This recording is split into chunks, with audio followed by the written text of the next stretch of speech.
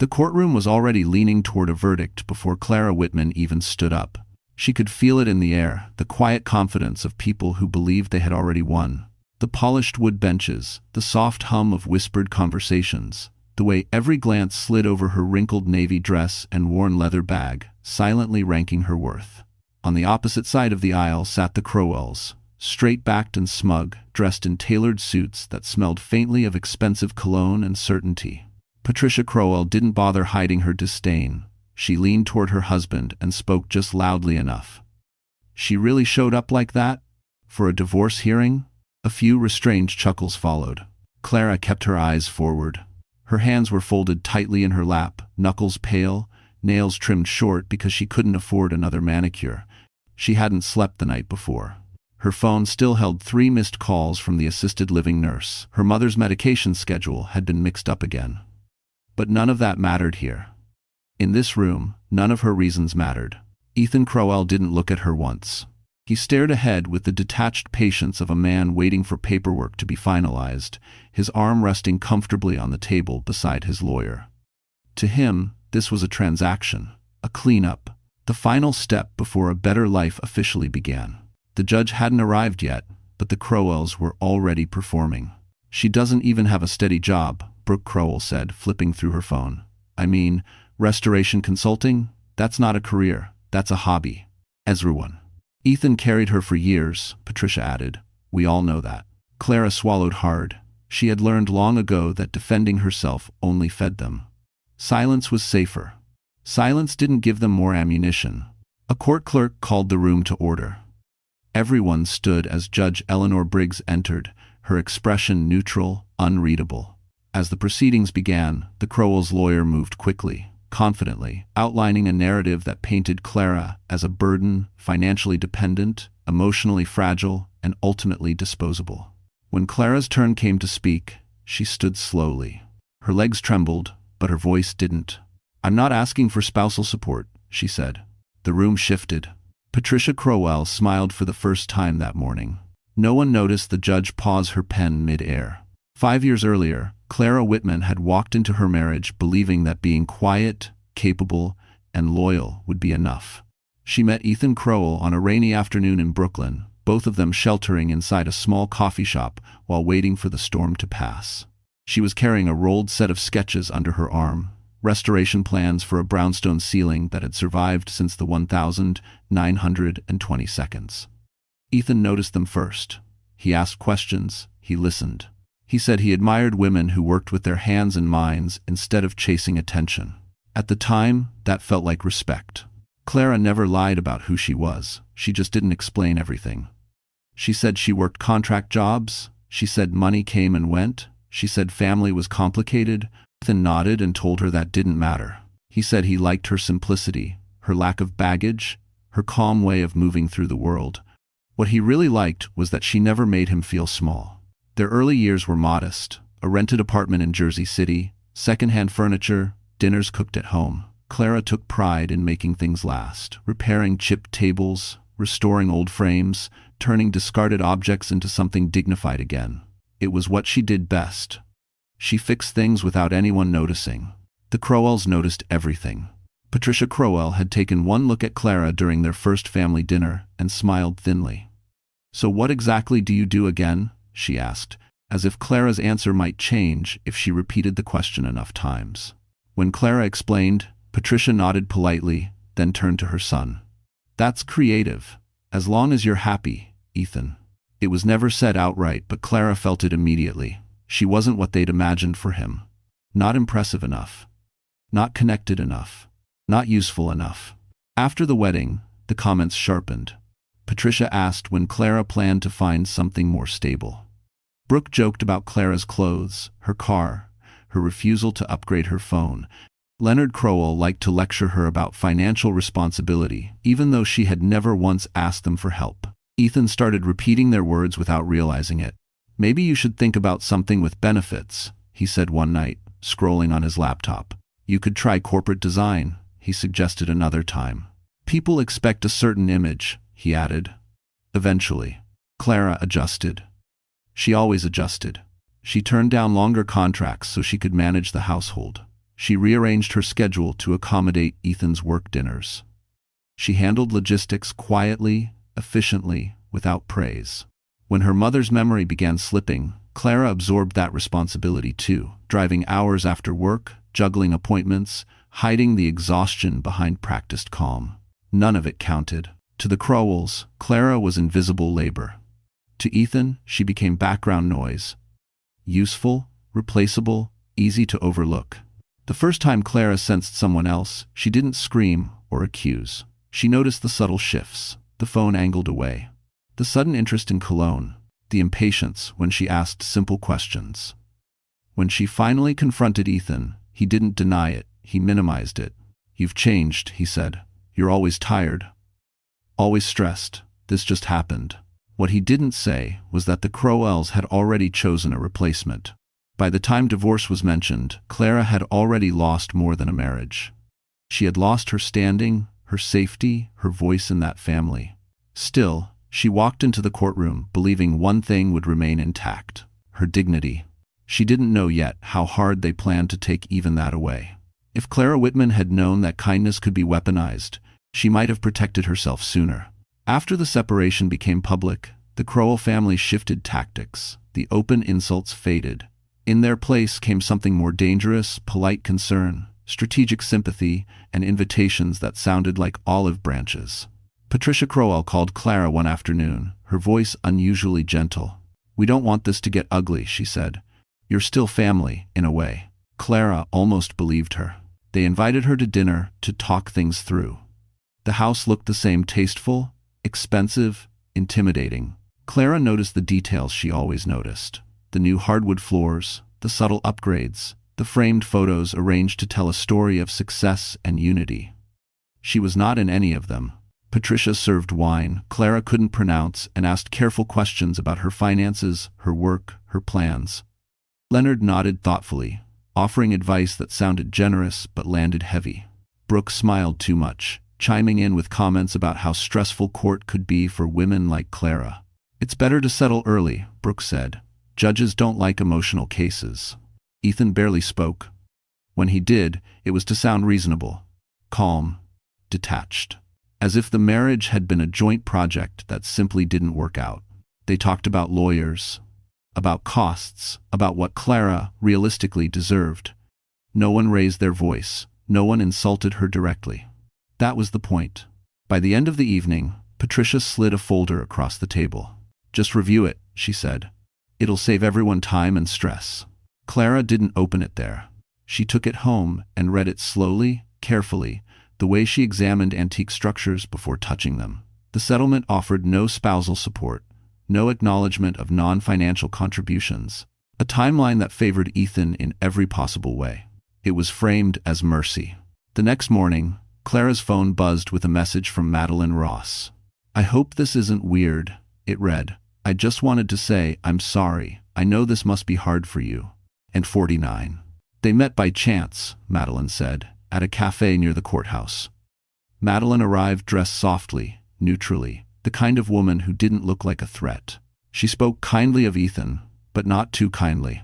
She spoke of regret, of complicated feelings, of not wanting to hurt anyone. Clara listened. "You deserve peace," Madeline said. "Dragging this out will only hurt you more." The message was clear, even if it was wrapped in empathy. Then came the practical blows. Clara's contract renewal was delayed without explanation. Her landlord reminded her the lease was ending soon. The assisted living facility informed her of a rate increase. One problem at a time. Nothing dramatic enough to fight, but together they closed in like walls. When Clara mentioned these stresses to Ethan's lawyer, he nodded sympathetically and suggested moving quickly before circumstances worsened. The pressure worked exactly as intended. By the time they walked into the courthouse for the preliminary hearing, Clara stood alone. No family, no visible allies. Her lawyer was a court-appointed placeholder who barely met her eyes. Across the room, the Crowells looked composed, confident, almost bored. They whispered, smiled, exchanged knowing glances. This was not their first legal victory. To them, Clara was already defeated.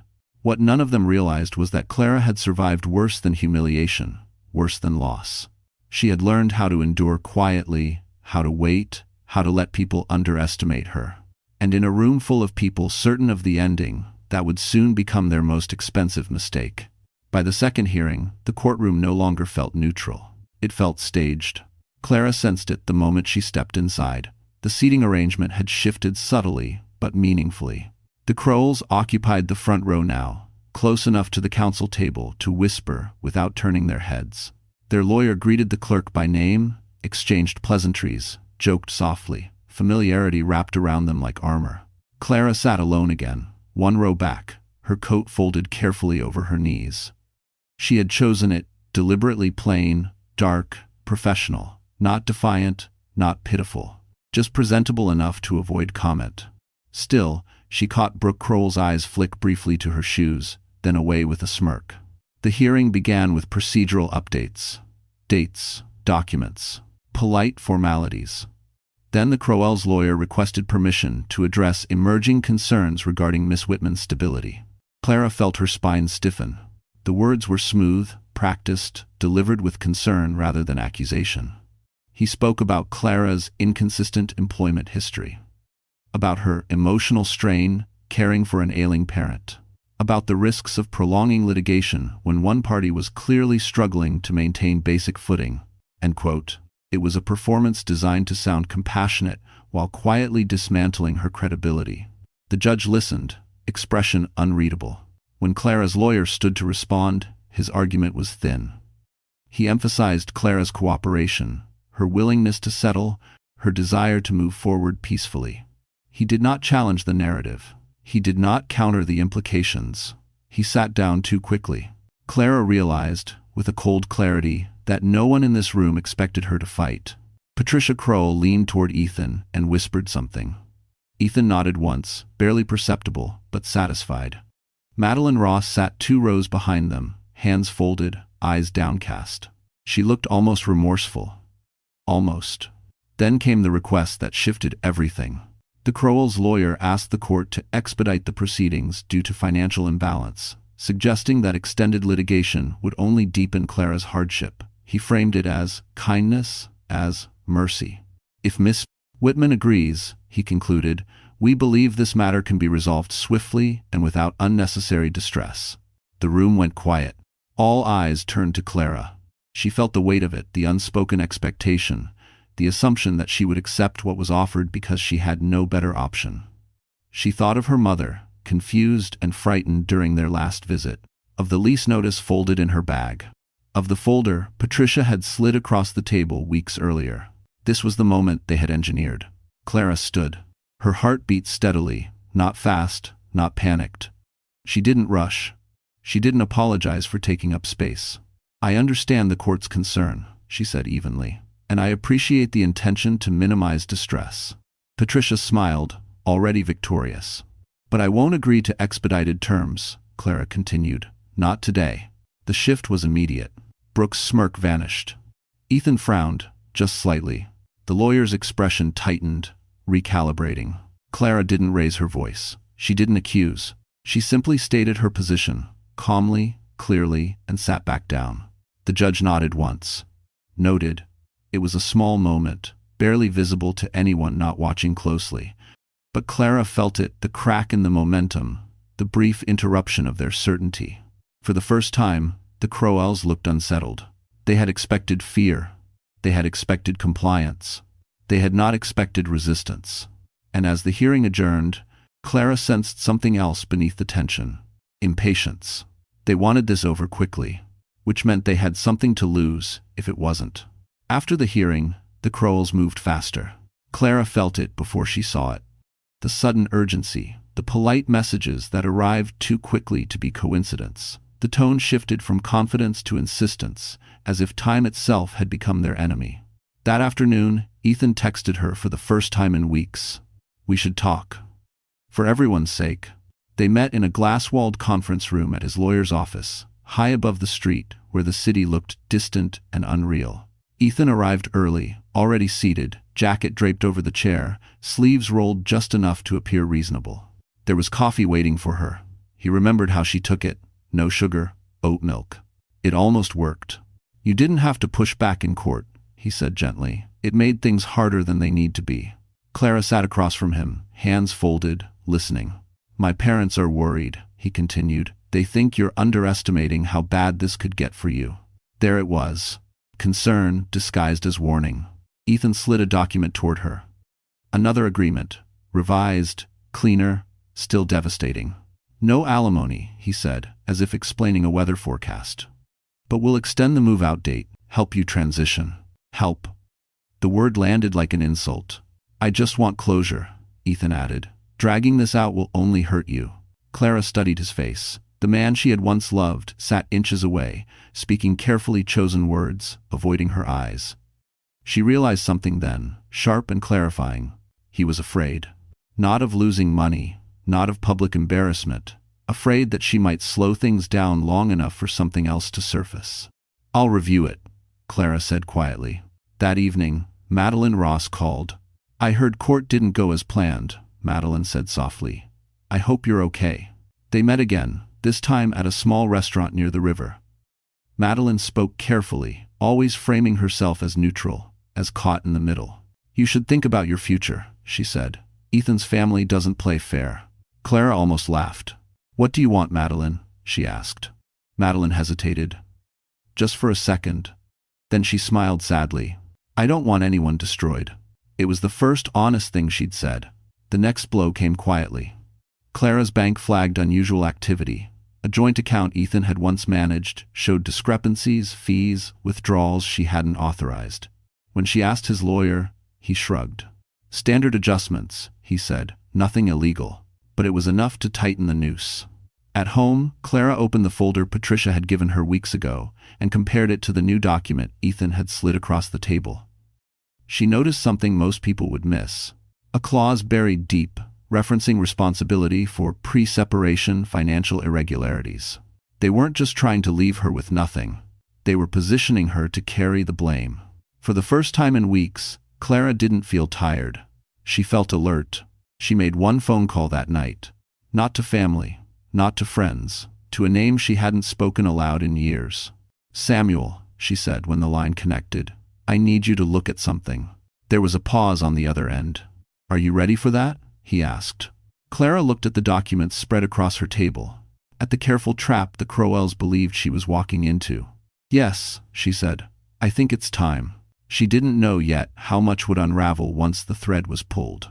Only that the Crowells had mistaken her silence for weakness, and the next move would no longer be theirs. Samuel Reed didn't ask Clara to explain everything. That alone told her she had made the right call. They met in his office just after sunset, the kind of modest law firm most people overlooked. No glass towers, no name etched into marble, just a quiet building tucked between a medical supply company and a closed bookstore. The waiting room smelled faintly of old paper and coffee that had been reheated too many times. Samuel looked exactly as she remembered him, from years ago, older, leaner, sharper around the eyes, the kind of man who listened more than he spoke. Clara laid the documents out on the table. The original settlement, the revised agreement, the financial statements she had printed from her bank. Samuel took his time. He didn't rush. He read every line as if it mattered. They're not just divorcing you, he said finally. They're insulating themselves. Clara nodded. That's what I thought. He pointed to the buried clause she had flagged. This shifts potential liability. If there's scrutiny later, you become the convenient explanation. For what? She asked. Samuel leaned back. That depends on what they're hiding. The words settled heavy in the room. Samuel didn't promise miracles. He didn't say everything would be fine. What he did say was worse and better at the same time. If we slow this down, he said, they'll push harder, which means mistakes. Clara exhaled slowly. I don't have much left to lose. That's not true, Samuel replied. But they think it is. That's an advantage. Over the next few days, the pressure intensified. Ethan's lawyer called twice, leaving messages about urgency and efficiency. Patricia sent a carefully worded email about how stress could affect fragile people. Brooke posted a vague quote online about accountability and consequences, tagging no one but meaning everything. Madeline stopped calling. That worried Clara more than the rest. The night before the final hearing, Clara sat alone in her apartment, surrounded by boxes she hadn't finished packing. Her mother's photograph rested on the kitchen counter, next to a stack of medical bills she hadn't opened yet. Outside, traffic moved steadily, indifferent to her unraveling life. She made one more call. Noah Whitfield answered on the second ring. "I didn't expect to hear from you," he said gently. "I didn't know who else to call," Clara admitted. Noah didn't ask for details. He never did. He just listened as she spoke about courtrooms, contracts, and the strange exhaustion that came from being underestimated for too long. "You don't have to go through tomorrow alone," he said.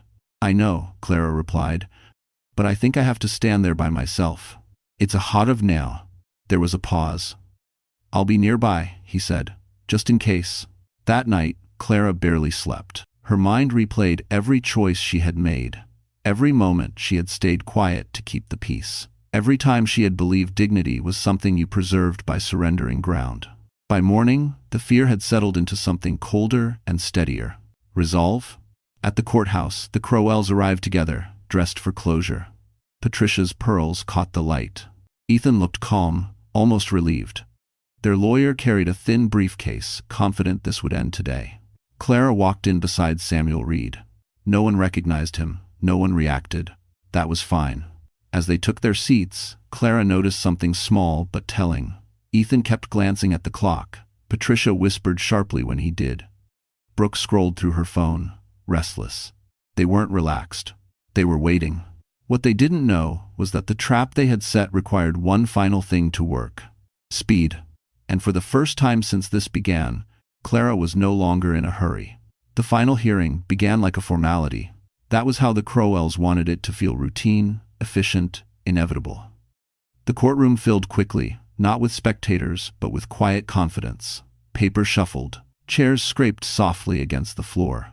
Everyone took their places, as if following a script rehearsed long before Clara ever walked into Ethan's life. Judge Eleanor Briggs entered without ceremony and took her seat. She glanced at the docket, then at the parties before her. Her eyes lingered for half a second on Clara, then moved on. It was impossible to tell what she was thinking. The Crowells' lawyer stood first. He spoke of resolution, of fairness, of compassion for a difficult emotional situation. His voice was smooth, calm, reassuring, designed to sound reasonable to the very end. He summarized the revised settlement as if it were generous, even protective. "Given Miss Whitman's circumstances," he said, "this agreement allows her to move forward without prolonged strain." Patricia Crowell nodded subtly. Ethan stared at the table, the picture of restraint. Brooke crossed her legs and smiled faintly. When the lawyer finished, the judge turned to Samuel Reed. "Mr. Reed?" Samuel stood. He didn't rush. He didn't raise his voice. "We object to expedited closure," he said, "and we request clarification on several financial entries submitted by the petitioner." The word clarification landed harder than any accusation. The Crowells' lawyer stiffened. "Your Honor, these matters have already been addressed." "Have they?" Samuel asked, polite but firm, "because the documentation suggests inconsistencies that directly affect liability." The judge leaned forward slightly. "Inconsistencies?" she repeated. Samuel referenced account transfers, timing discrepancies, and responsibility clauses. He didn't explain everything. He didn't need to. He planted questions in the room and let them breathe. Ethan finally looked up. "This is unnecessary," he said, unable to keep the irritation from his voice. "We're trying to move on." Judge Briggs raised a hand. "Mr. Crowell, you'll speak when addressed." Silence snapped back into place. Then something unexpected happened. Madeline Ross stood. The movement was small, but it cut through the room like a blade. Heads turned. The bailiff hesitated, unsure whether to stop her.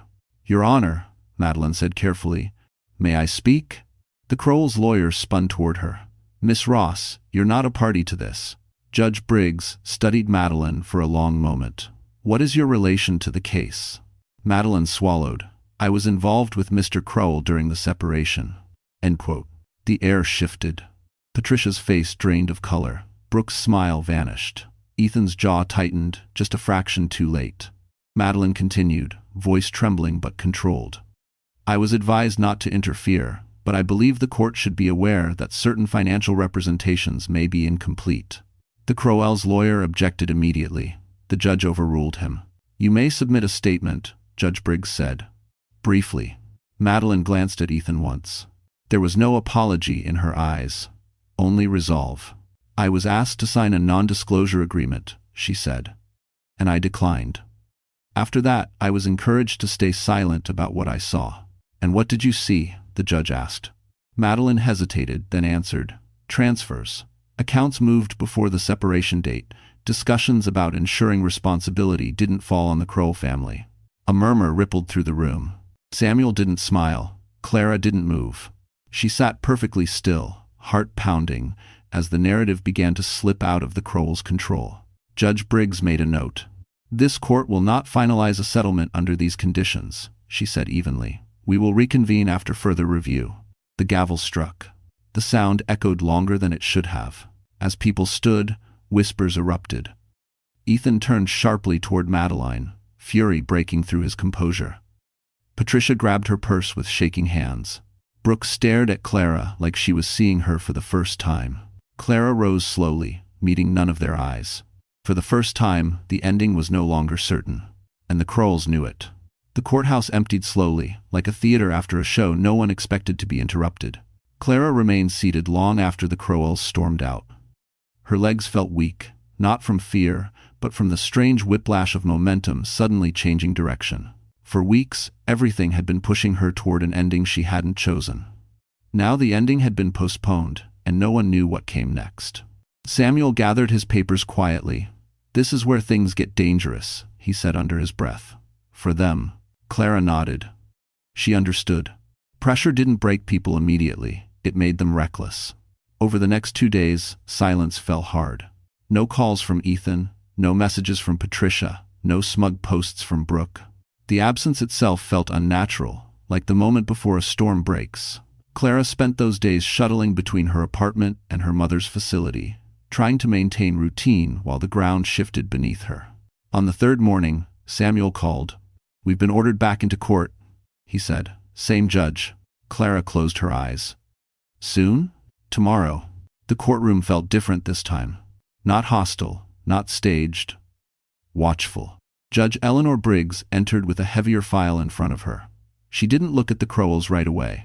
Her gaze went first to Clara, then to Samuel, then finally to Ethan and his family. We will proceed with clarifications, she said. Not conclusions. The Crowells' lawyer stood, visibly tense. He spoke faster than before, emphasizing cooperation, misunderstanding, and the need to move forward. He framed Madeline's statement as emotional, unreliable, irrelevant. Judge Briggs listened without interruption. Then she turned her attention to Clara.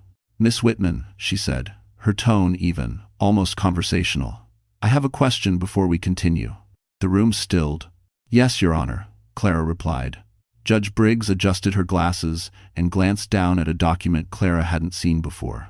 Have you ever been under legal guardianship or private trust oversight during your adulthood? The question landed oddly. Not accusatory, not hostile, just precise. Clara felt Samuel's attention sharpen beside her. Yes, Clara answered after a brief pause. I was. A flicker crossed the judge's face. Recognition? Maybe. Or confirmation. Under whose authority? Judge Briggs asked. The Crowells leaned forward. Clara's throat tightened, but her voice remained steady. Under the supervision of Jonathan Hale. The effect was immediate and electric. Patricia Crowell's breath caught audibly. Brooke stiffened, eyes wide. Even the lawyer froze mid-note. Ethan looked up sharply. Who? He demanded before he could stop himself. Judge Briggs raised a hand. Mr. Crowell, you will remain silent. She looked back at Clara. And are you currently affiliated with any trust or legal entity associated with Mr. Hale? No, Clara said. I formally declined that affiliation years ago. The judge nodded slowly, as if fitting pieces together that only she could see. For the record, Judge Briggs said, addressing the room, Jonathan Hale is the founder of Hale Judicial Trust, a private organization that has funded federal clerkships, judicial training programs, and legal ethics initiatives for over 3 decades. A murmur rippled through the courtroom. Samuel spoke then, carefully. Your Honor, Miss Whitman's prior status is not a claim of authority or influence. It is relevant only insofar as it explains why certain financial structures exist outside the scope of this divorce. Judge Briggs studied Clara again. You declined protection, she said quietly. Why? Clara didn't look at the Crowells. She didn't look at Ethan. She looked directly at the judge. Because I wanted a normal life, she said. And because I believed the people I loved didn't need leverage to treat me fairly. Silence stretched, heavy and unbroken. Judge Briggs closed the file. This court will take a recess, she said. When we return, we will reassess this case with full context. The gavel struck. This time, it didn't signal delay. It signaled exposure. As the courtroom emptied, Clara finally felt it, the shift from survival to consequence. Whatever the Crowells had planned, it had never accounted for this question. And nothing after this would unfold quietly again. The recess lasted 43 minutes. Clara knew, because she counted every one of them. She sat on the same bench in the hallway, hands folded, spine straight, breathing slow. Across the space, the Crowells gathered tightly around their lawyer like a defensive wall. Voices stayed low, sharp, urgent. Patricia paced in short, angry steps. Brooke kept refreshing her phone, color draining from her face with every notification. Ethan stood apart, jaw clenched, staring at the floor as if it might open and swallow him whole. No one looked at Clara. That was new. When the bailiff called them back inside, the courtroom felt smaller. The air was heavier, as though the walls themselves had absorbed the name Jonathan Hale and hadn't yet decided what to do with it. Judge Eleanor Briggs returned with the same file, but her posture had changed. Less patient, more precise. We will resume, she said. This court has reviewed supplemental records. The Crowells' lawyer stood immediately. Your Honor, we respectfully request that any reference to external entities be deemed irrelevant to the dissolution. Judge Briggs cut him off with a raised hand. Denied. The word echoed louder than it should have. She turned to Ethan. Mr. Crowell, you signed multiple affidavits asserting full financial disclosure prior to separation. Do you stand by that statement? Ethan hesitated. Just a fraction of a second. Enough. Yes, he said, I do. Azar. Judge Briggs nodded once, then looked at Samuel. Mr. Reed. Samuel rose, calm as ever. Your Honor, we submit that the affidavits omit the existence of a holding structure designed to reroute exposure away from the Crowell family. The Crowells' lawyer objected loudly. Judge Briggs overruled him just as quickly. Samuel continued. This structure predates the separation by weeks, not years.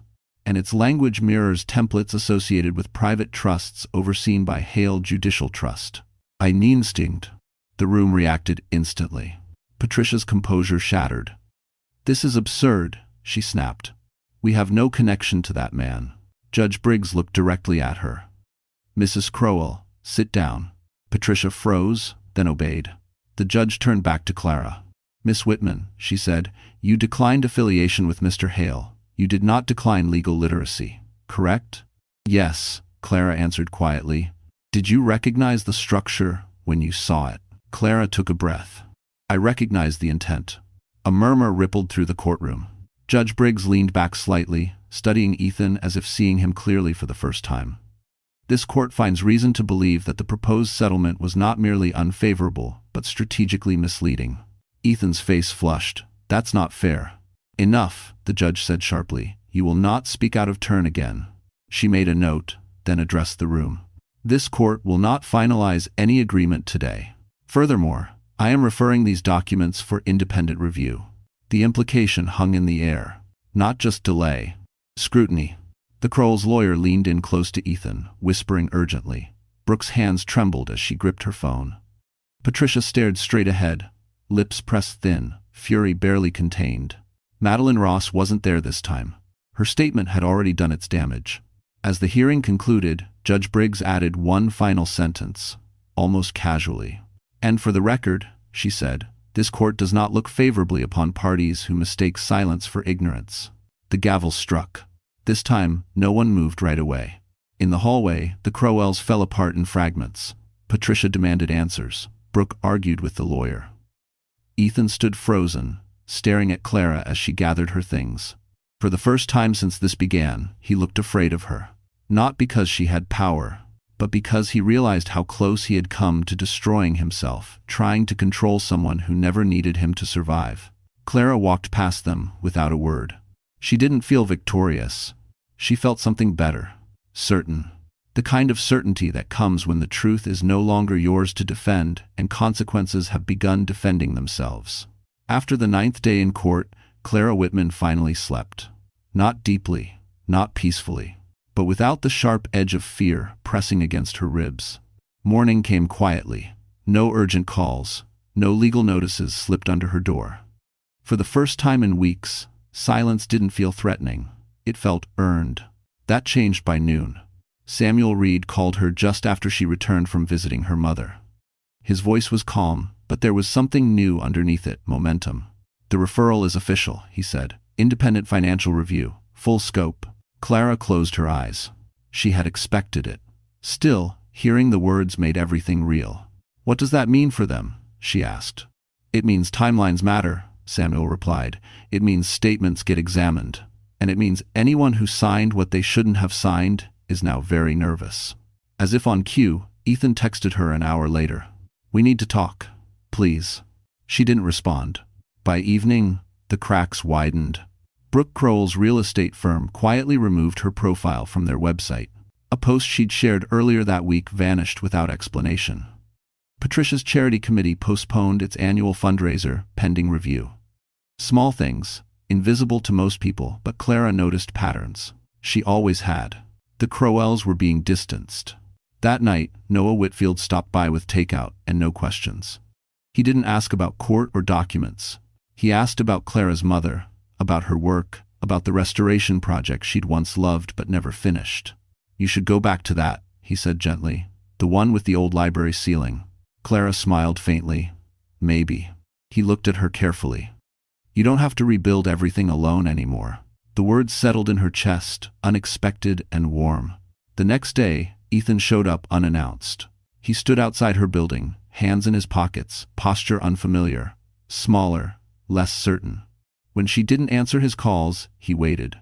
"I'm not here to fight," he said when she finally opened the door. "I just want to understand." Clara studied him quietly. The man who once believed he owned the narrative now looked like someone scrambling to rewrite it. "You already understand," she said. "You just don't like what it means." He flinched. "My parents are scared." "That's not my responsibility," Clara replied evenly. Ethan exhaled sharply. "They say this could get ugly." Clara held his gaze. "It already was. It's a saz." For a moment, he looked like he might argue. Then his shoulders dropped. "I never thought you had this," he admitted. "I thought." "You thought silence meant nothing," Clara said. "You were wrong." He left without another word. 2 days later, the notice arrived. A formal request for testimony. Not from Clara, but from Leonard Crowell. The independent review had found discrepancies large enough to warrant personal explanation. Samuel didn't celebrate. He warned her instead. "This is the phase where people try to trade," he said. "Apologies. Deals. Quiet settlements." "Will it work?" Clara asked. Samuel paused. "Not this time." Because the truth no longer belonged to her. It belonged to process, to record, to consequence. That evening, Clara sat beside her mother's bed, holding her hand as memories flickered in and out of focus. Her mother smiled, confused but content. "You look lighter," she said suddenly. Clara swallowed. "I feel lighter." On her way home, Clara checked her phone. A message from Samuel waited. "Court reconvenes next week. Final determinations." She looked up at the city skyline, breathing in the cool air. For the first time since this began, Clara wasn't bracing for impact. She was watching it arrive. And she knew without doubt that whatever came next, she would no longer be the one paying for other people's sins. The courtroom was full again, but the energy had changed. This time, people weren't whispering with confidence. They were whispering with curiosity. Clara noticed it the moment she walked in. A few heads turned. A few conversations stopped mid-sentence. Her name no longer floated through the room as an afterthought. It carried weight now, even if most people didn't fully understand why. Samuel Reed took his seat beside her, calm as always. "This is where they try to regain control," he murmured. "Stay exactly as you are." End quote. Deciding to arrest. Across the aisle, the Crowells looked nothing like the family that once owned the room. Patricia sat rigid, pearls absent, her jaw tight. Brooke avoided eye contact with everyone, her phone face down for once. Leonard looked tired, older than Clara remembered, his hands clasped together as if holding something fragile. Ethan sat at the end, shoulders stiff, eyes fixed on the judge's bench. Judge Eleanor Briggs entered with purpose. "This court has received findings from the Independent Financial Review," she said, wasting no time. "We will address them directly." A thick file landed on the desk. The Crowell's lawyer stood, already sweating. He spoke first, attempting damage control. He emphasized complexity, misunderstanding, clerical oversight. He framed the discrepancies as unfortunate but unintentional. Judge Briggs listened, then turned to Leonard Crowell. "Mr. Crowell," she said, "you were the signatory on several accounts referenced in this review. Do you deny authorizing these transfers?" Leonard cleared his throat. "I acted on advice," he said, "to protect my family." "Protect them from what?" the judge asked. Leonard hesitated. The pause stretched too long. From the corner of the room, Ethan shifted uneasily. Judge Briggs made a note. "This court finds sufficient cause to separate liability considerations from marital dissolution." End quote. That sentence landed like a quiet explosion. The divorce was no longer the central issue. The consequences were. She turned to Clara. "Miss Whitman," she said, "you were positioned to assume indirect responsibility for financial exposure had this settlement been finalized. Were you aware of that risk?" Clara stood. Her voice was steady. "I became aware once I reviewed the language carefully," she said. "That's why I refused to expedite." The judge nodded. "A prudent decision. If seat..." Patricia couldn't hold back anymore. "This is absurd," she snapped. "She's rewriting history." Judge Briggs fixed her with a look that stopped her cold. "Mrs. Crowell, the record speaks for itself." The courtroom went silent. Then Judge Briggs delivered what everyone had been waiting for. "This court formally rejects the proposed settlement in its entirety," she said. "Furthermore, I am issuing a protective order ensuring Miss Whitman bears no liability related to these financial structures." Clara exhaled slowly. "Not relief, release." The judge continued. "Additional matters regarding the Crow family's financial conduct will proceed separately." The gavel struck. This time, the sound didn't echo. It settled. In the hallway, the reactions came fast and fractured.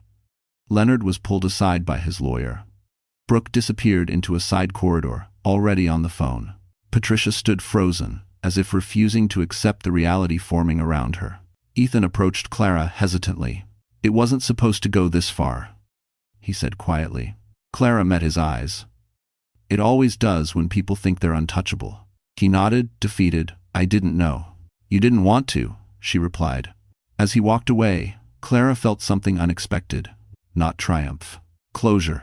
Later that afternoon, Samuel handed her a single-page document. "Your protections are finalized," he said. "You're free." Free. The word felt strange in her mouth. Outside, the city moved on as it always did.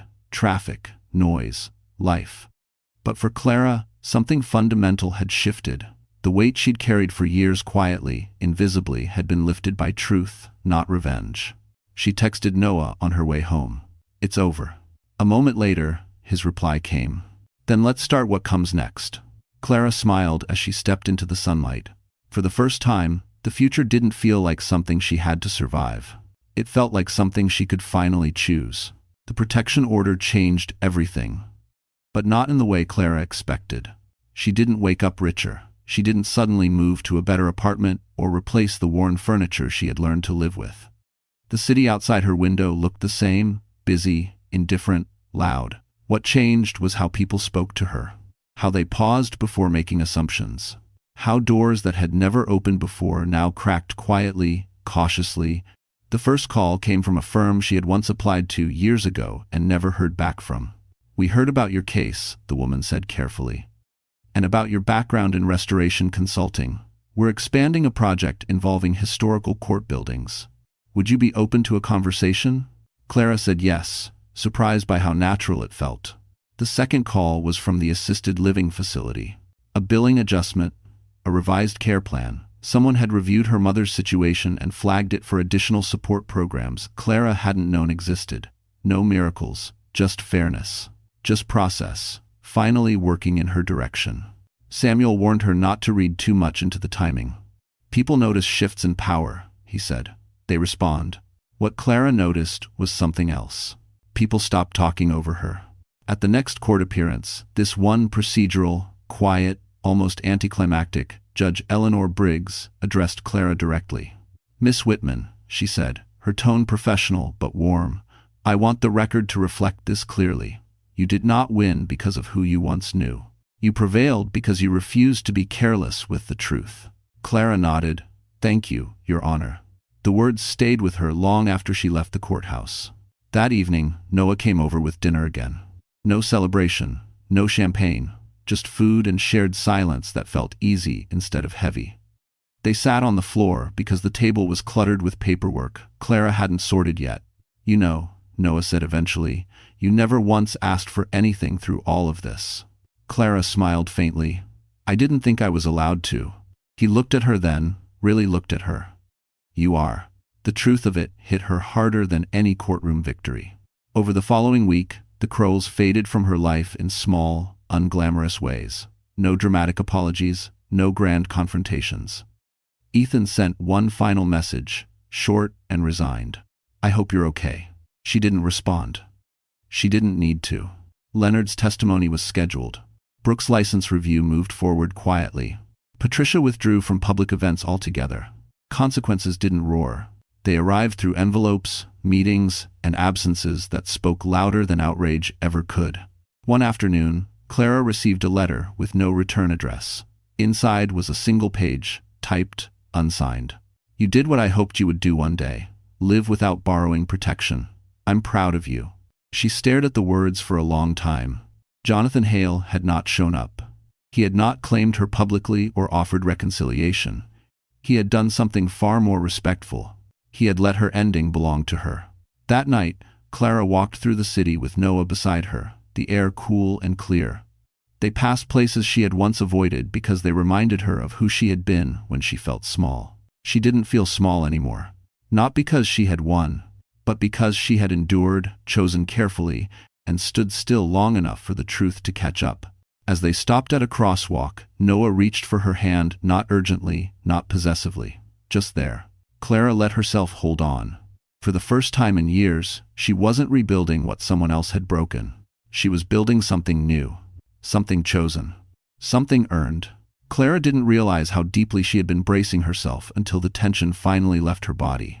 It happened on an ordinary morning. No court date, no phone vibrating with bad news, just sunlight through the kitchen window and the low hum of the city waking up. She stood there longer than necessary, holding her coffee, waiting for the familiar jolt of anxiety that usually followed quiet. It didn't come. Instead, there was space.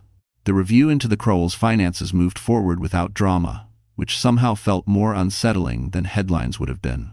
Leonard Crowell's name appeared briefly in a local business bulletin, attached to the word inquiry. Brooke's license status changed from active to under review. Patricia Crowell stopped attending the social events she once dominated. The absence was loud in the circles that noticed such things. Clara noticed something else. People began treating her differently, not with fear or reverence, but with care. At the firm she'd spoken with earlier, the conversation turned into a formal offer. Not a favor. Not charity. A contract based on her experience, her eye for detail, her ability to restore without erasing history. "You see value where others see inconvenience," the project director said. "That's rare." Clara accepted without hesitation. Her mother's condition stabilized under the revised care plan. The staff seemed more attentive, less rushed. One nurse confided quietly, "Your advocacy made a difference." Clara smiled, though she knew it wasn't advocacy alone. It was timing. It was the world finally paying attention. One afternoon, Samuel Reed asked her to stop by his office. "There's one more thing," he said, handing her a document. The court finalized the separation terms. Clara scanned the page.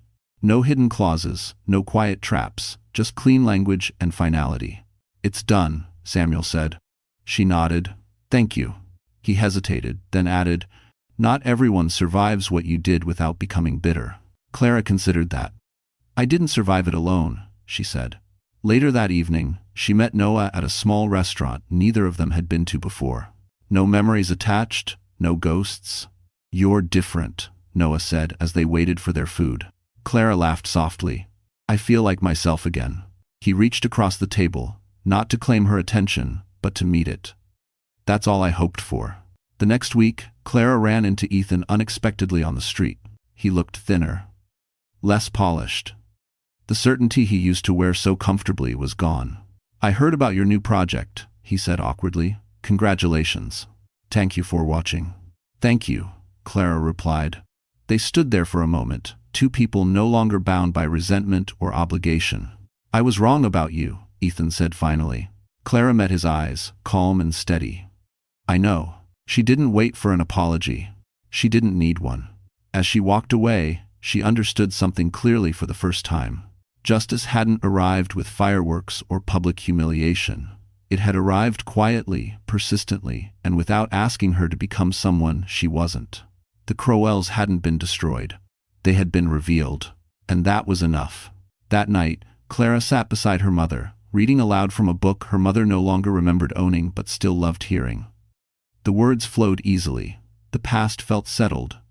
The future felt open. When Noah picked her up later, she stepped outside without checking her phone, without rehearsing explanations, without fear of what might follow. She wasn't waiting anymore. She was living. And somewhere behind her, the chapter that once defined her finally closed, not because it was erased, but because it had been fully, honestly told. The invitation arrived on a quiet Thursday morning, slipped under Clara's door with the rest of the mail.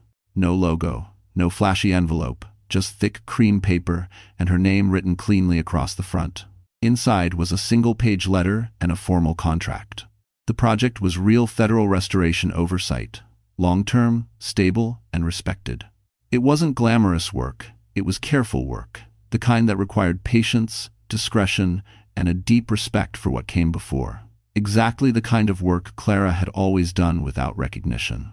She read the letter twice before sitting down. This wasn't an offer made out of sympathy or curiosity. It was a result of recommendations, quiet conversations, and people finally listening when her name was mentioned. The world hadn't changed overnight. It had adjusted slowly, deliberately, once the noise was gone. When she told Samuel, he smiled in that restrained way of his. You earned this, he said, no shortcuts. That mattered more to her than the position itself. The next few weeks settled into a rhythm Clara hadn't felt in years. Mornings spent reviewing plans and materials, afternoons visiting her mother, who seemed calmer lately, as if the steadiness in Clara's life had reached her too.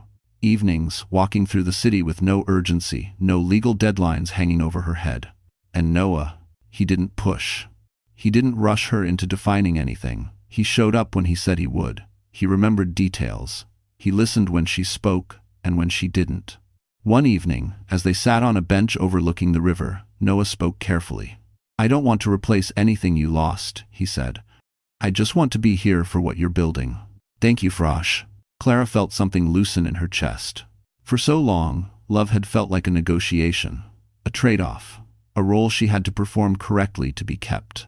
This felt different, unconditional, in a way she hadn't realized she'd been missing. Across the city, the Crowells continued to fade. Leonard's legal situation progressed quietly, without spectacle. Brooke took a leave of absence she didn't announce publicly. Patricia withdrew from social life altogether, choosing absence over explanation. Ethan transferred departments. His career stalled, but not destroyed. There was no dramatic downfall, just proportion. One afternoon, Clara received another letter, this one handwritten, careful, familiar. Jonathan Hale. He didn't apologize. He didn't justify the past. He acknowledged her choices. You stepped away from protection so you could stand on your own. Most people never learn the difference. I see it now. There was no request for a meeting. No expectation of reconciliation. Just recognition. Clara folded the letter and placed it in a drawer, not as a trophy, but as a reminder. She didn't need to respond. That evening, she cooked dinner for Noah for the first time. It wasn't perfect. She burned the vegetables slightly. They laughed about it. She felt present in a way she hadn't for years. Later, as they cleaned up together, Noah paused. You know, he said, you didn't just walk away with your dignity. You changed the rules for how people treat you. If you never seven, Clara considered that. No, she said softly. I just stopped accepting less. As she went to bed that night, Clara realized something profound. She hadn't been rewarded with power, wealth, or revenge. She had been rewarded with choice, with work that respected her, with love that didn't demand sacrifice, with peace that didn't feel temporary. And for the first time, she understood that the greatest justice wasn't what the world took from those who wronged her. It was what it finally gave her back. Just when Clara believed the story had finally settled, the past tried once more to reach for her. It came in the form of a voicemail she didn't listen to right away. The number was unfamiliar. The message notification sat quietly on her screen all morning while she reviewed restoration plans and answered emails for her new project. She almost deleted it without thinking. Almost. She listened to it that evening, standing by the kitchen counter while water boiled behind her. "Clara, it's Patricia." The voice was thinner than she remembered, less sharp, still controlled but strained around the edges. "I know I'm probably the last person you want to hear from," Patricia continued, "but I need to speak with you. Privately, just once." Clara ended the message before it finished. For a moment, she stood there, phone in hand, feeling the old reflex stir the instinct to manage other people's discomfort, to smooth over tension before it turned sharp. The habit had been trained into her over years of silence. She set the phone down instead. An hour later, another message arrived, this time from Ethan. "I know my mother reached out. I didn't ask her to, but things are complicated right now." Clara exhaled slowly. Complicated had always been the Crowell's favorite word, a way to blur responsibility, a way to ask for understanding without offering accountability. She didn't respond. 2 days later, Samuel called with an update. "Leonard's testimony is scheduled sooner than expected," he said. "There's pressure, deals being floated." Clara leaned against the window, watching the city move below. "And they think I can help?" Samuel didn't deny it. "They think you might soften things. Speak on character. Clarify intentions." Clara almost laughed. "They don't understand," she said quietly. "No," Samuel agreed. "They still don't." That night, Noah found her sitting on the couch, staring at nothing. "They reached out," she said before he could ask. He nodded. "Do you want to talk to them?" Clara shook her head. "I don't owe them closure." Noah didn't argue. He sat beside her, close but not crowding. "You know," he said gently, "choosing not to engage is still a choice. And it's a powerful one." The next morning, Clara did something she hadn't done in years. She blocked the numbers. No dramatic message, no final statement, just a quiet boundary placed where chaos used to live. The effect was immediate. No more calls, no more veiled requests. The Crowells were forced to face what was coming without the illusion that Clara would absorb the impact for them. Weeks later, the results unfolded exactly as Samuel predicted. Leonard accepted responsibility in a limited agreement that spared public escalation but ended his influence permanently. Brooke's license was suspended pending further review. Patricia withdrew entirely from public life, choosing silence over scrutiny. Ethan's career plateaued, his name now associated with caution rather than confidence. There was no moment where Clara stood in triumph. There was simply distance. One evening, Clara and Noah walked along the river as the city lights reflected softly on the water. The air was cool, calm. "Do you ever wonder if you should have said something?" Noah asked.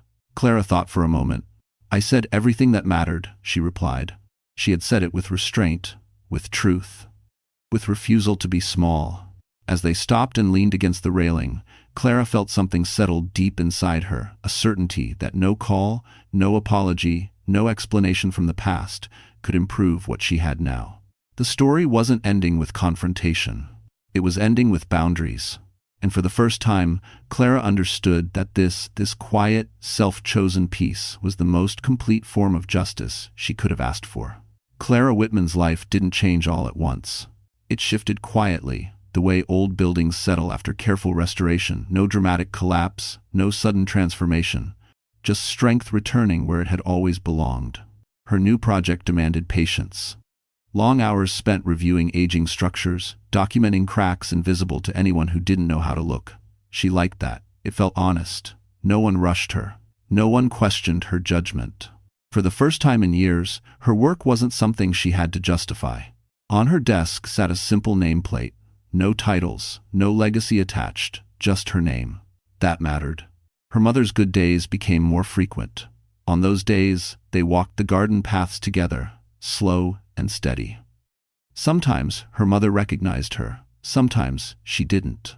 Either way, Clara held her hand and talked about ordinary things: weather, flowers, a neighbor's dog. Stability mattered more than memory now. One afternoon, as they sat on a bench beneath turning leaves, her mother looked at her and said softly, "You look like yourself again." Clara swallowed. "I feel like myself." The words stayed with her.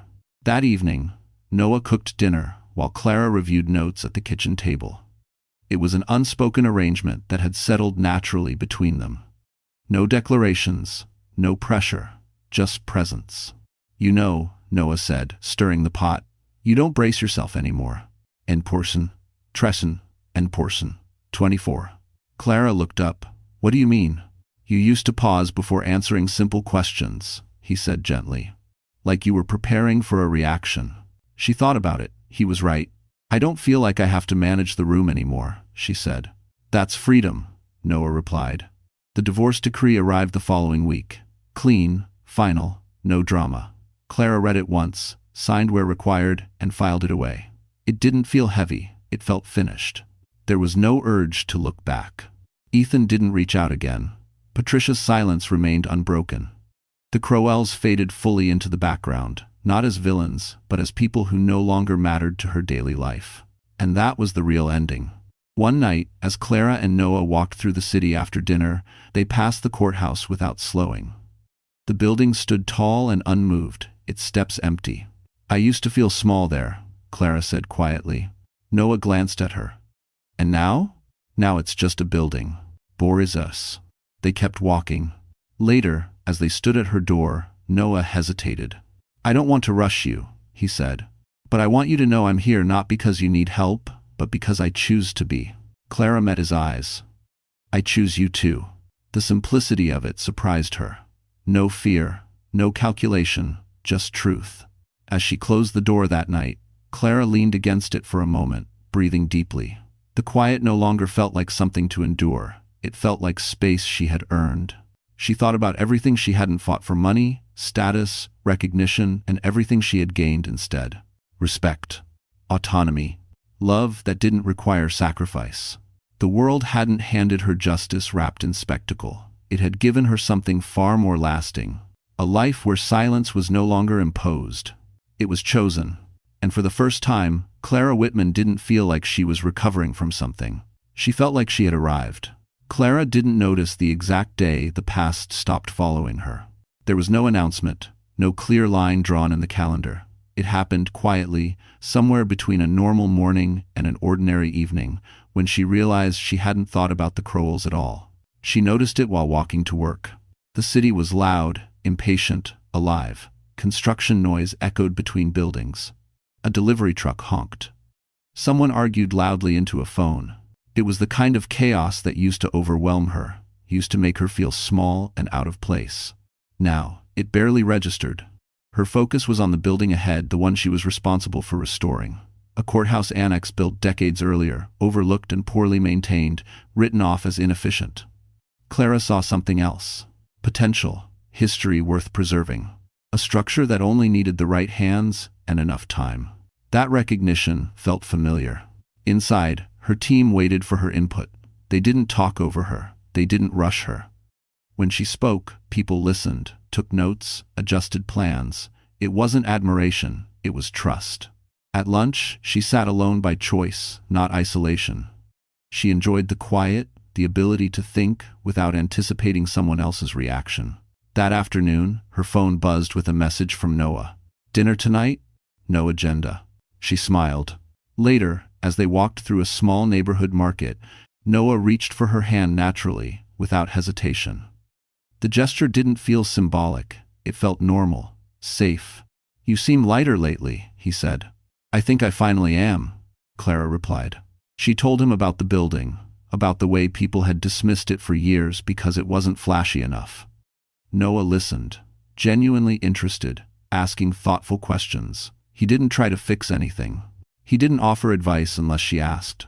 That, too, felt new. On the way home, they passed a familiar street corner. Clara slowed instinctively, then stopped herself. "What is it?" Noah asked. She shook her head. "Nothing. Just an old habit." That night, after Noah left, Clara sat at her kitchen table with a box she hadn't opened in months.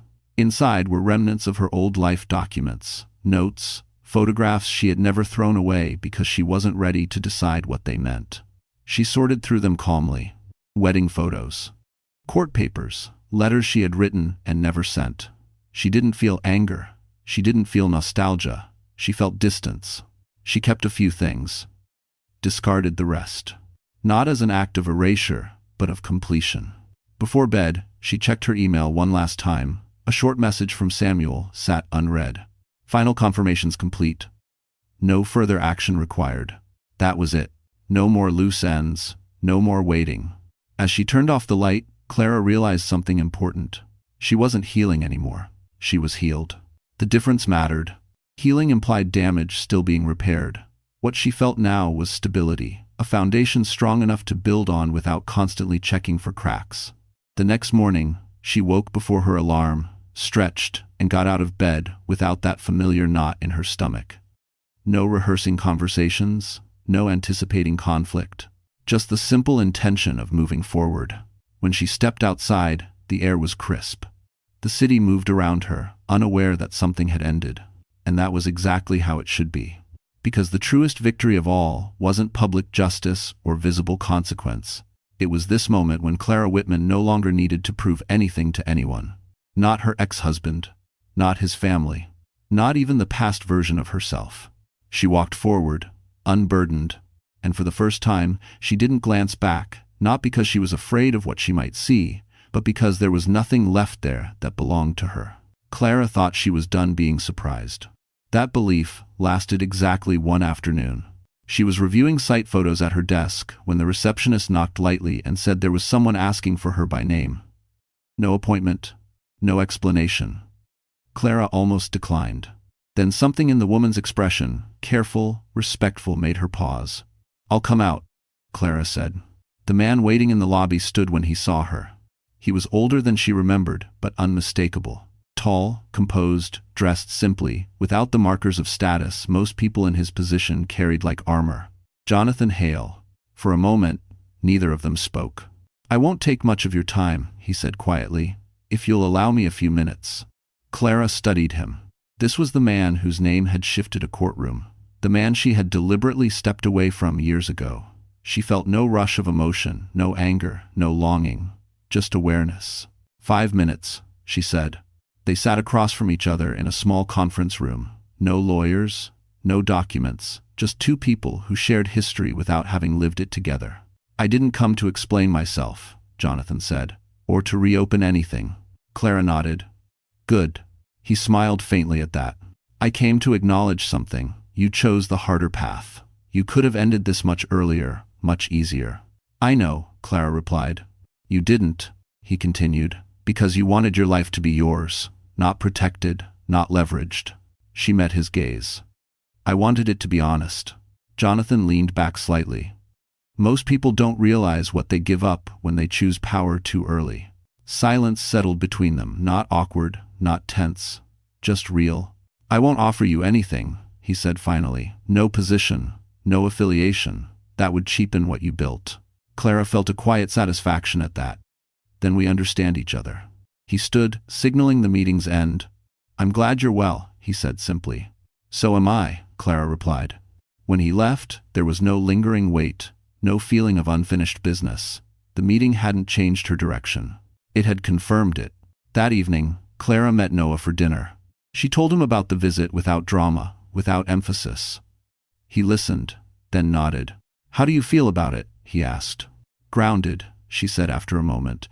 "Like I closed a door I didn't even realize was still open." Noah smiled. "That's a good feeling."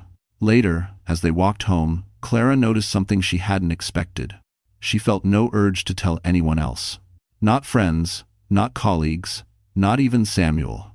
The moment wasn't meant to be witnessed. It was meant to be absorbed. In the weeks that followed, life continued its steady rhythm. Work progressed. Her mother had more good days than bad. Noah became less of a presence she noticed, and more of a constant she relied on without thinking. One evening, As they sat quietly reading in the same room, Clara looked up and realized she felt completely unguarded. No performance. No vigilance. No anticipation of loss. She understood then that closure didn't always arrive with final words or grand gestures. Sometimes it arrived as confirmation that you had already become who you needed to be. Clara Whitman had not been rescued. She had not been elevated. She had not been claimed. She had been recognized. And that recognition changed nothing about her path because it no longer needed to. As she turned off the light that night, Clara felt the calm certainty of a woman who knew this chapter wasn't ending. It was complete. And everything ahead of her, every quiet joy, every chosen love, every ordinary day belonged fully, unquestionably, to her. Clara learned about the final outcomes the same way she learned most things now, indirectly, without drama, without being pulled into the center of it. Samuel mentioned it at the end of a routine call. "Everything related to the Crowell matter has concluded," he said. "No appeals, no extensions." "If it strives the dollar," Clara paused, phone pressed to her ear, surprised by how little her body reacted. No rush of relief, no surge of emotion. "Okay," she said simply. Leonard Crowell accepted a settlement that stripped him of influence and required permanent withdrawal from several boards he once dominated. It wasn't public humiliation. It was worse for someone like him, irrelevance. Brooks' license review concluded with suspension and mandatory ethics retraining. Her carefully curated image faded quietly from professional circles that moved on without her. Patricia never re-emerged. No statements, no explanations, just absence. Ethan transferred again. This time, not by choice. His role became smaller, safer, unremarkable. The kind of position given to people companies didn't trust enough to promote but didn't want the trouble of firing. He became what he had once feared most: replaceable. Clara didn't celebrate any of it. She didn't feel vindicated or triumphant. What she felt was distance, clean, intentional distance that allowed the past to exist without touching her present. One afternoon, she passed a cafe where she and Ethan had once argued quietly, voices low, pretending everything was fine. She noticed the memory surface, then fade just as quickly. It had no pull anymore. That was new. At work, the restoration project entered its final phase. Clara walked through the site with the team, pointing out details that mattered, lines that needed to be preserved, materials that told a story worth keeping. People listened. They trusted her judgment. "You're good at this," one of the junior architects said. "You don't erase the damage. You work with it." Clara smiled. "That's the point." That evening, she and Noah cooked together, music playing softly in the background. There was no discussion of the past, no unpacking of old wounds, just shared space and easy conversation. Later, as they sat on the couch, Noah spoke thoughtfully.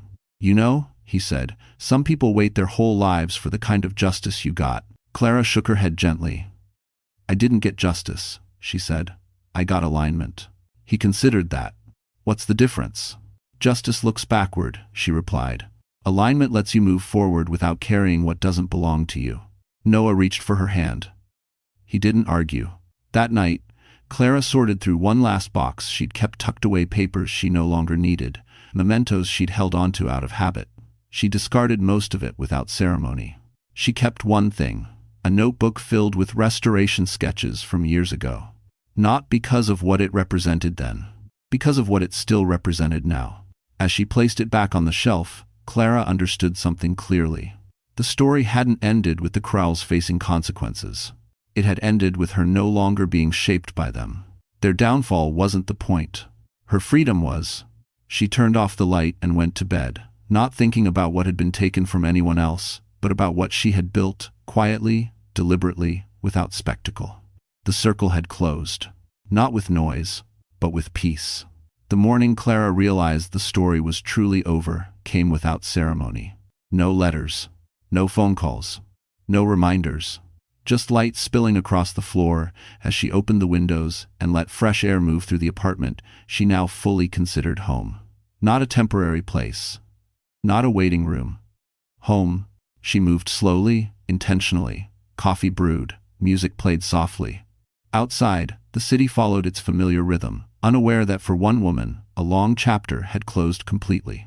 Clara thought about how the story had begun standing alone in a courtroom, underestimated, spoken over, reduced to what others believed she lacked.